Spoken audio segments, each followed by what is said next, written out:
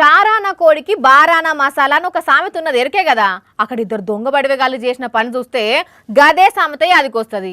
వాళ్ళు ఏం చేసిళ్ళు అంటే రోడ్డు మీద అడ్డ వేసి వచ్చిపోయే వాళ్ళను స్కానింగ్ చేసిళ్ళు. లాస్ట్కు ఒక పెద్ద మనిషి చేతులున్న ఖరీదైన ఫోన్కు సూటి పెట్టిళ్ళు. మోకా చూసి ఆ ఫోన్ కొట్టేసి బైక్ మీద వారిపోవట్టిళ్ళు. అప్పుడు ఏమైందో చూడుండ్రి. చూసిన్లానుల్లా అక్కడ ఏమైందో. బైక్ మీద పరారైతున్న ఆ దొంగ బడివేగాళ్లకు ఖతర్నాక్ షాక్ ఇచ్చిండు వాళ్ళకి ఎదురుంగా వచ్చిన గా అన్న.